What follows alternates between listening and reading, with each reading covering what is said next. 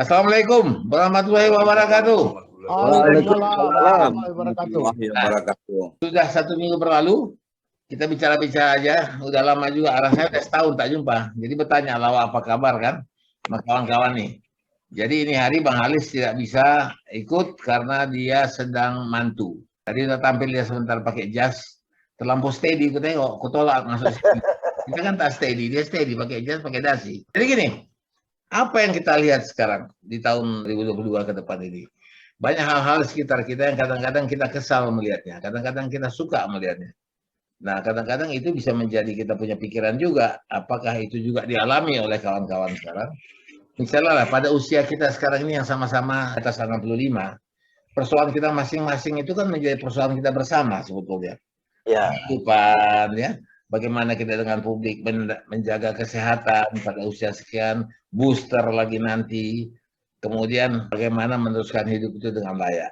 Jadi aku pikir banyak hal yang kita hadapi, yang harus kita share ke kawan-kawan dalam bentuk yang sifatnya tidak terlampau serius, tapi ada candanya juga. Jadi apa yang sedang dihadapi ini sekarang? Aku lihat ada Bahrul. Kemarin itu dia sudah menghadapi masalah bus. Macam mana hebohnya dia bikin bus Medan Jakarta itu. Nah, sekarang apa pula yang bikin dia heboh? Sekarang lebih heboh. Jadi begini, aku alhamdulillah tahun 2022 ini adalah sebuah tahun yang baik di aku ya. Oh, alhamdulillah. Kemarin aku udah 4 tahun lebih itu memang menangani Gojek. Maksudnya pelopor tokoh yang mengakui dirinya adalah sebagai pelopor Gojek. Kebetulan orang ini orang miskin, hidupnya juga bekas penggojek. Tapi setelah aku teliti 4 tahun dan sering main bertandang ke rumah, sedih juga ya kita melihatnya tinggal di sebuah rumah yang hanya terhitung 3 kali 4 meter, bocor-bocor pula lah kan. Tak percaya ngelihatnya apa ini orang memang hebat. Ternyata setelah aku teliti berita-berita yang dimuat tahun 2008 dari NHK, dari Jakarta, hebat orang ini ya. Ini pengakuan dari segi jurnalis aku lihat kan. Aku tanganilah sebantu tahun 2018. Kita mesti cari solusi ini. Bagaimana caranya supaya anak yang punya kreasi begini ini sampai pas dunia mau ikut meliputnya, Metro TV, itu nggak hilang begitu aja kan? Kan 2008 dia, tapi nggak ada yang mengenalnya. Dia pencetus Gojek gitu maksudnya? Dialah yang mendesain ide pertama kali orang bergojek tidak lagi ke pangkalan, dia pakai blog, dia pakai HP, pakai iklan baris, dan dia panggillah orang. Nanti kalau ada yang mau pergi, tinggal kontak sama dia, dikasihnya nomornya, nanti nomor penggojek itu diorganize sama dia, dan terjadi pertemuan, dijemputlah orang yang mau naik Gojek itu. Ya. That's the idea. Nah, ini ku baca di Wikipedia tahun 2009 ditemukan juga oleh 2 teman, lupa namanya, itu melahirkan Uber. Berarti kalau kita dia lebih duluan dari Uber. Bedanya di sana dia dibangun oleh Uber Industry. Bahkan sistem yang ada di internet waktu itu, kayak handphone yang masih sederhana, hanya bisa bikin iklan baris sama Ford lah ya, Arman. Nah, ini kan menarik ini kan. Aku teruslah mencoba mencari tahu bagaimana ini. Akhirnya sampailah kita pada situasi yang luar biasa. 3 tahun sudah saya tampingin ke presiden, ke gubernur, kita kirimin surat lah. Udah konsultasi sama teman-teman media. Orang bilang nggak susah nih, nggak ada dasar hukumnya, bagaimana? Memang idenya luar biasa. Saya bilang media itu punya suatu kriteria. Kalau sesuatu tidak unik dan menarik, nggak ada pack-nya, nggak ada magnitude-nya, tidak mungkin diangkat. Apalagi pers dari Jepang, apalagi NHK kan, pasti ada something.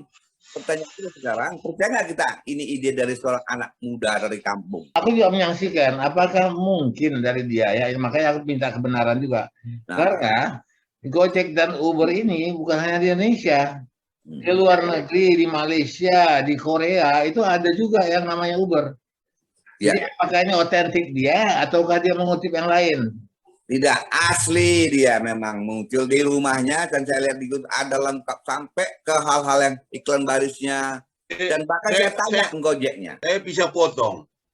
Sebenarnya memang Pak Isari, kalau Gojek itu khas Indonesia, yang itu kan sebenarnya ojek yang di digitalkan sebenarnya. Cuma memang persoalan, saya tidak mau masuk siapa pemiliknya dulu. Nanti kembali kepada masalah hukum, dan memang ranah hukum yang mereka masuk kan. Nah, kalau persoalan ide Uber dan semacamnya, itu urusan lain lagi. Saya cuma sekedar itu aja Pak. Ya. Pak Bahrul yang mau saya Betul. komentari. 2018 pulang saya dari Medan, ditemui sama seorang pengacara, minta tolong, nah datanglah ke rumah. Itulah awalnya ya, habis dari Medan ke akhir Desember. Emang anak ini anak Medan? Dia anak Jakarta, anak Betawi, Rempoa. Oh. Dia penggojek. Jadi saya bingung juga kan. Oh, Lawan saya gitu. ini, dia punya ide berlian tentang gojek, tapi dia pula yang jadi petugas gojek. Nah, dia ceritalah tentang hal-hal yang bersifat historical background-nya. Saya tanyalah dia, saya datang ke rumahnya, saya lihat ini. Dan semua berkasnya lengkap. Kunjungan koran lengkap dengan koran-korannya dan videonya. Oke. Awak percayalah, kita wartawan kan. Nah, dari situlah saya mulai menelusuri, mencari tahu sampai saya berkonsultasi bahkan sama Yusril, sama dokter ahli dari UI untuk menetapkan case ini. Waktu itu Yusril mengatakan dari segi perdata ini bisa dikembangkan, mesti dicari ahlinya. Kan kita bergema, alhamdulillah terakhir ketemu dengan tim pengacara yang ideal. Masalahnya kan ini kan programnya kan menghadapi rasa ini kayak cicak dan buaya. Masalahnya orang sudah hiperluan. Nah saya nggak peduli, yang saya butuhkan adalah bagaimana ini bisa diekspos dan kita temukanlah semua kebenaran itu melalui Kumham. Ternyata sudah di Kumham sejak 2008 bahwa dialah yang menemukan. Nah ini kan luar biasa, makin yakinlah saya kan. Tapi dia nggak daftar di Haki. Daftar di Haki itu inisiatif, tapi pemerintah negara harus mencatatkan setiap ada ide yang bagus yang sudah pernah diekspos. Karena dalam Undang-Undang nomor 28 tahun 2004 itu dalam Undang-Undang A1 itu memang dijelaskan siapapun anak bangsa yang membuat ide yang memang dia orisinil kemudian bisa diaplikasikan dalam bentuk bisnis itu dianggap hak cipta dalam bentuk bisa juga lagu kan. Nah itu pemerintah otomatis katakannya. Tapi kan begini Pak Bahrul, itu kan sebenarnya ketentuan umumnya dan itu harus diikuti dengan tata cara pengajuan hakinya. Persoalannya kan kalau orang lain kemudian mendaftarkan, sama dengan kasus apa yang pernah kita bicarakan Ucok Durian. Ketika si Ucok yang langganannya Pak Ishari itu sudah capek-capek, tapi yang mendaftarkan haki orang lain lagi, Marga Hasibuan. Itu sudah tercatat. Tapi itu memang itu kasus, ini artinya memang soal hak haki kan.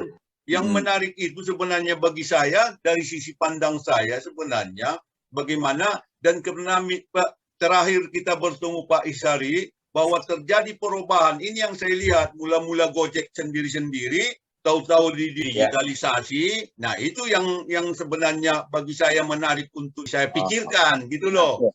Itu juga hubungannya nanti persoalan Crazy Rich, terjadinya perubahan. Memang ini persoalan nyata kan, ada orang pemilik sepeda motor, kemudian dia kerja sama-sama perusahaan Gojek, kemudian perusahaan ini mengambil keuntungan, dia mendapat bagian. Kan itu semacam teknologi itu atau digitalisasi itu yang bagi saya menarik diperhatikan. Kedepannya, apa yang kita bicarakan tadi Crazy Rich itu lebih canggih lagi. Malah itu kripto dan semacamnya. Itu loh yang perhatian saya. Sementara itu aja dulu. Jadi kalau saya ini memang ada dua hal yang perlu kita apakan. Saya mungkin fokus pada pengakuan proper Gojek. Ini adalah hak cipta.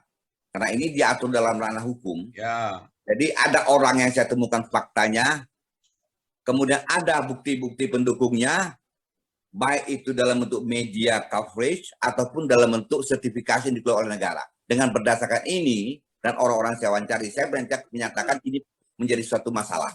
Nah, ini bisa diluruskan. Nanti kita akan terbentur nanti kepada siapa saja. Mungkin aja besok anak kita atau siapa bisa saja. jadi Pak Bahrul, Bapak mengatakan itu. Tapi kan seperti yang dibilang Pak Ishari dari awal tadi, kalau ranah hukumnya itu biar mereka lah pembuktiannya di sana.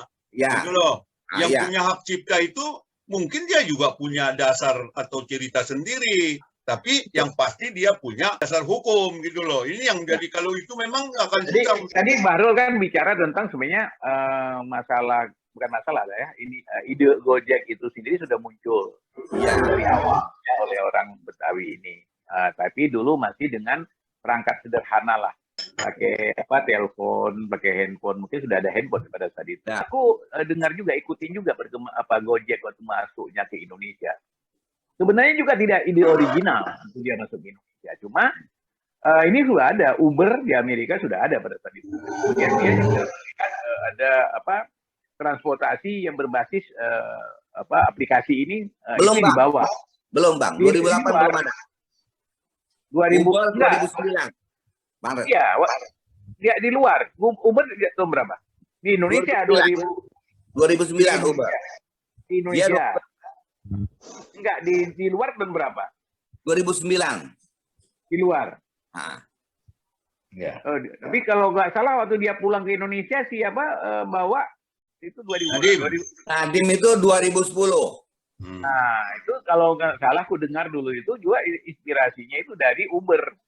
Kemudian dia lihat di Indonesia. Ini kan banyak yang bilang Bang Bahru tadi yang khas Indonesia itu ojek itu kan, ojek pangkalan itu kan. Ya. Nah, kemudian kan dulu sampai bunuh-bunuhan itu karena dengan munculnya Gojek kalah ini si ojek pangkalan ini. Kembali ke ceritanya, mohon maaf nih Pak Idrus sama Pak Bahrul. Persoalan teknologi atau tekniknya itu kan bisa di mana-mana. Yang jadi persoalan kita itu sekarang kan siapa pemilik hak ciptanya. Dan itu diatur di negeri ini melalui pendaftaran, ada dasar hukumnya. Ya, kalau betul. perkara Nadiem 2010 ya sama cerita, ya ide itu boleh dari mana-mana dan bisa didengar, kita baca dan semacamnya. Tapi yang namanya hak cipta itu didaftarkan ke Kementerian Hukum. Nah, siapa yang mengajukan pendaftaran itu? Tapi itu nanti pertarungan kalian lah pembuktiannya itu di pengadilan. Yang agak susah. Saya terus terang aja, bukan persoalan apa-apa Pak Ishari. Kebetulan Nadiem ini kan teman anak saya di Harvard nih, satu angkatan dia. Waktu dari awal saya puji-puji. Waktu anak saya bilang, mendinglah seperti itu memulai yang baru daripada kemudian jadi buruh besar.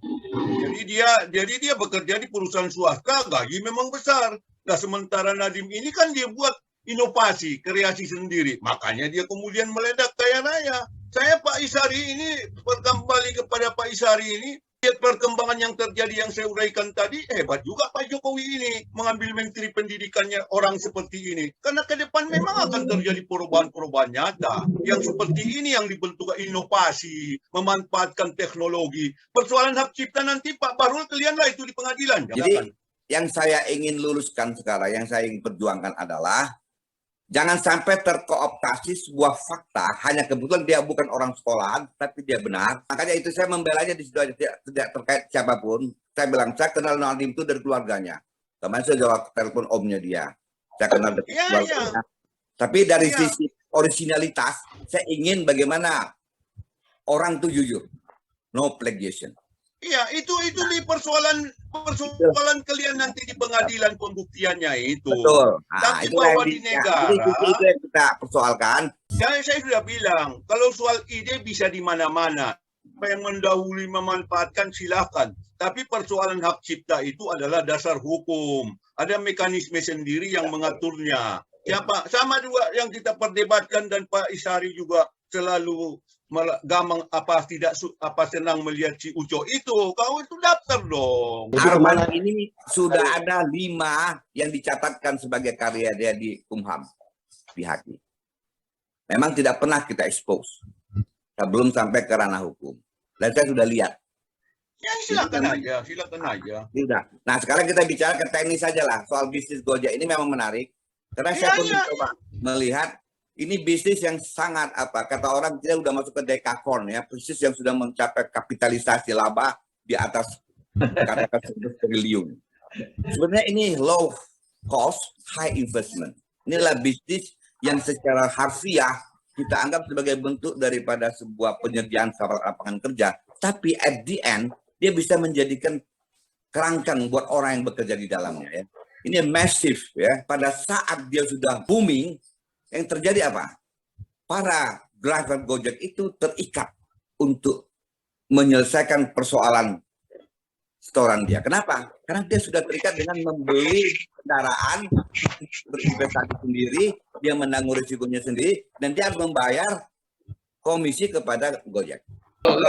Sebelum kau nanti terlampau jauh, susah kami pula mengejarnya. Begini, aku melihat Gojek ini dari awal ya bahwa itu adalah yang tidak formal, minta diantarkan kemana. Mereka mangkal di satu tempat, ya. dan kemudian orang naik. Kemudian beralih kepada memesan makanan, ya. Dan terbantu pula dengan pandemi. Ketika ada pandemi, naiklah dia ini. Gojek ini, gengsinya naik. Semua orang menganjurkan itu. Nah, kemudian mungkin agak heran juga ketika kemudian Nadiem diangkat, ya karena dianggap melakukan bisnis startup pada Gojek. Aku agak heran karena aku tahu bukan dia yang pertama mencetuskan itu. Ya, bukan original lah, mungkin ada orang lain. Tetapi dia regu hasilnya, itu satu kekeliruan. Nah, oke lah, itu kita tinggalkan. Nah, sekarang eksistensi Gojek ini. To be or not to be, to free or not to free, to crawl or not to crawl. Fuck all those perfect people.